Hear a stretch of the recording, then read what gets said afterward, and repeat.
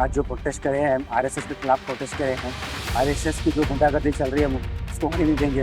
RSS के गुंडों से हम डरेंगे, हम ना हमारे लीडर प्रियंका खड़गे साहब डरेंगे, जो कि हमारे प्रियंका साहब जो है आरएसएस बैन करो बोल के नहीं बोले हुए हैं कि गवर्नमेंट जो प्लेसेस है, जो मंदिर है और गवर्नमेंट जो प्लेसेस है उसको बैन करो बोल के बोले हैं। आज आरएसएस के गुंडे जो है हमारे लीडर को डराने की धमकी दे रहे हैं, डरा रहे हैं। हमारे लीडर डरने वालों से नहीं है, हमारे लीडर कौम के नेता हैं, पब्लिक के नेता हैं, काम करने वाले हैं।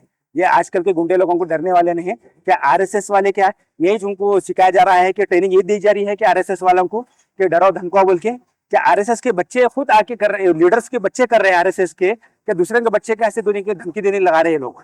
हम आरएसएस को अवॉइड करते हैं, उनको हम वार्निंग देते हैं। नेक्स्ट टाइम से हमारे लीडर प्रियंका खड़गे साहब को कुछ ऐसे कॉल्स आएंगे तो हम उसको बर्दाश्त नहीं करेंगे। गुलबर्गा पूरा गुलबर्गा बंद होगा, गुलबर्गा नहीं पूरा कर्नाटक बंद होगा। हम वी स्टैंड प्रियंका खड़गे के साथ हैं और प्रियंका खड़गे साहब डेवलपमेंट किंग है। आज जो कुछ है गुलबर्गा में डेवलपमेंट है हमारे डॉक्टर मल्लिकार्जुन खड़गे साहब की वजह से है। हम डरने वाले नहीं है, ऐसे गुंडे लोगों से डरने वाले नहीं है और हमारे लीडर डरने वाले नहीं है। हमारे लीडर जो है डेवलपमेंट है, ऑल कास्ट को लेकर चलने वाले, हिंदू मुसलमान सिख हर एक कास्ट के लीडर से हमारे प्रियंका खड़गे साहब हैं। ये आरएसएस के गुंडों को डरने वाले नहीं।